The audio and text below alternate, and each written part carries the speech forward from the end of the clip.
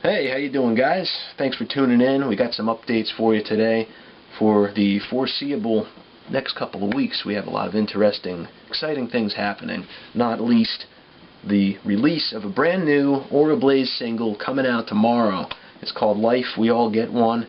Thinking of just shortening the title to just Life, but that's another story in and of itself. I'll figure that out when the time comes. But anyway, as it stands now, this is the track that was recorded for that 24-hour songwriting challenge, and that took place last month on the 21st. And I didn't even really get a chance to tell you guys how it went. Well, it went great, actually, to say the least. We have a really cool song that became of that whole day. And it's just amazing when you go through an exercise like that where you're really put on the spot and you have to just work as hard as you can and as fast as you can simultaneously. You learn a lot in that time, and you have to cut certain corners that you otherwise would maybe get hung up on if you had an indispensable amount of time. And so it was very, very thought-provoking and interesting experience altogether, and not least a successful experience, at least as it stands now. I don't know how it's going to be received, because you got to remember this was done in 24 hours, so hopefully you guys will like it. Please just bear that in mind when you listen to it.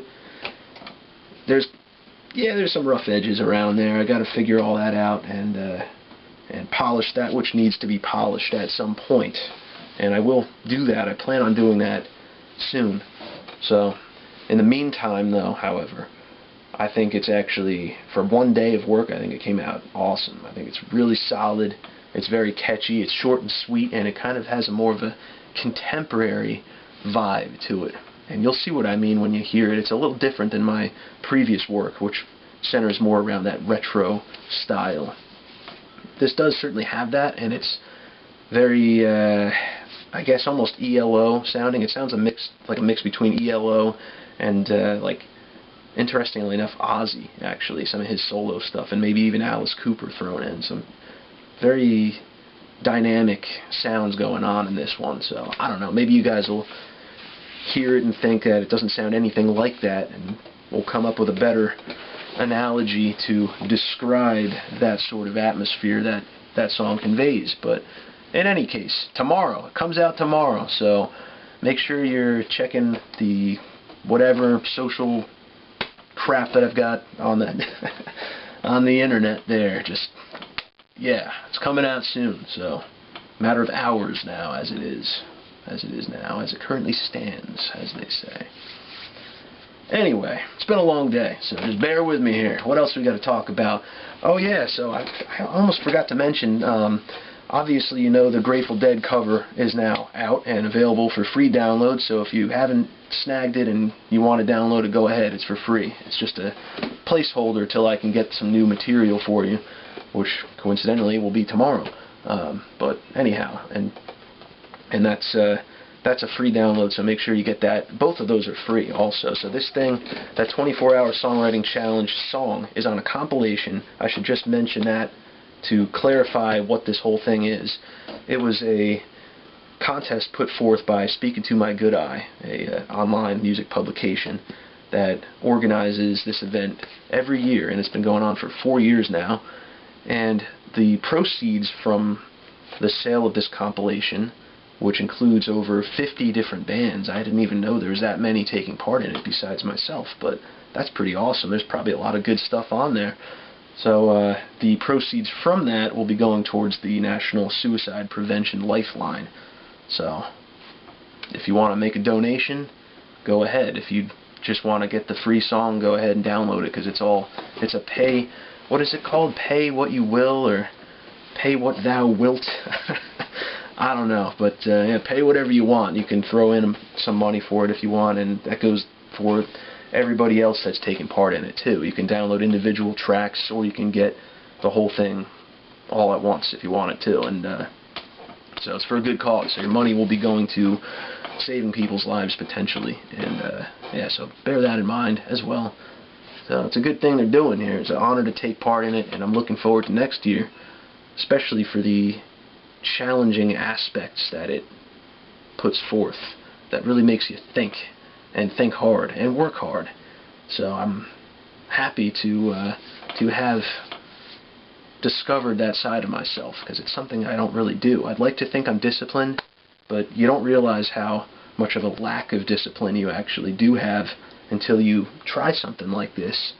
And in that knowledge of knowing you have to have a completed piece of work by the end of the day, seeing that all come together and getting past those little hang-ups and those little things you might want to just spend a whole ton of time perfecting, it's a very very interesting exercise, and one that I plan to do more frequently going forward. If not for this event on an annual basis, then at least to some extent for my own sake. Maybe I'll do that with certain covers too, which dovetails nicely into the next bit of information I wish to relay to you at this time, which is, as you may remember, the whole concept of making the whole release for that Grateful Dead cover being a contest of sorts, where I would open it up to the public, being you guys, and seeing if you can guess what band I was covering, and then I would go ahead and release the song, which turns out my good friend Zach from college, who's another music producer living out in LA now, he guessed correctly, the Grateful Dead, and so I gave him the list of potential cover ideas that I'm planning on doing at some point, and he picked the most abstract thing from that list. And I'm really looking forward to diving into this one. I can already hear it in my head, and man, it's going to be cool. It's totally different, and I've never heard anything else like it before, at least a cross-genre kind of interpretation of something that would not normally be exposed in the psychedelic realm. And that song is Digimortal by Fear Factory. And Fear Factory happens to be my favorite band of all time. They have been since I was about 12 years old, and I discovered their music on the soundtrack to a game called Test Drive 5 for PlayStation way back in the day. And that song, Replica, which was the music video that they put on that disc for some reason. I think there's some kind of cheat code you did, and you can unlock the music video for the song Replica.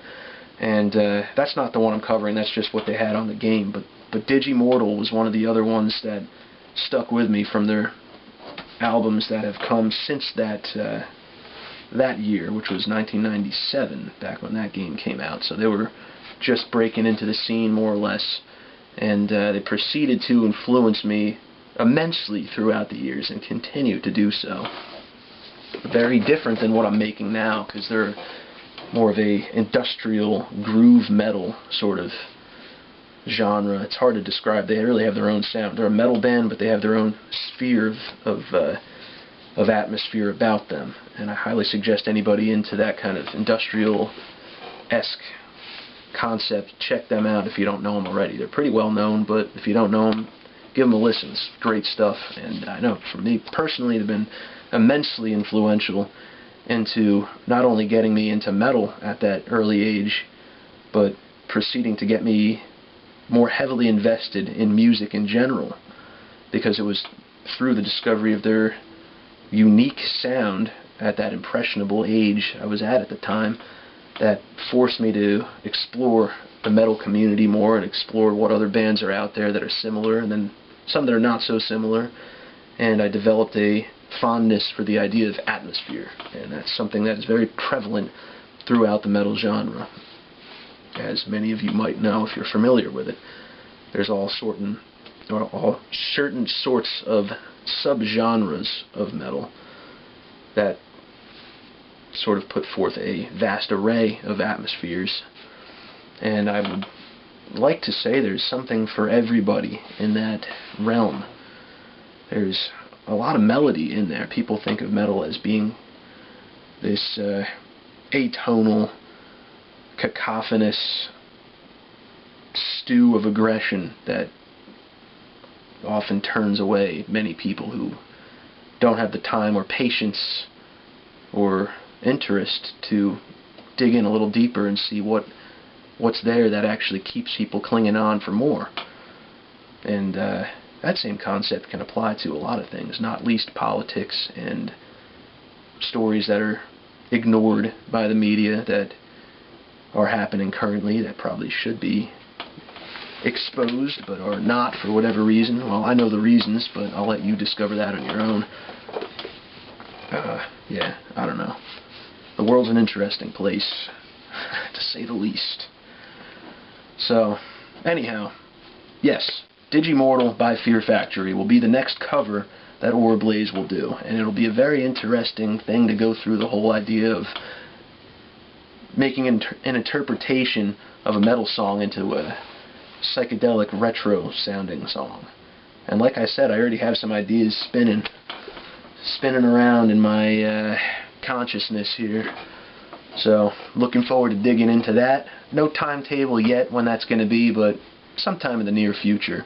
First thing I want to do now is just really dig into the album, the final stretches that we're in now, and finish up that which needs to be finished, and send everything off to mastering. So, like I said the last time, I'm still shooting for an early 2018 release on this. And of course that's contingent upon how I release it.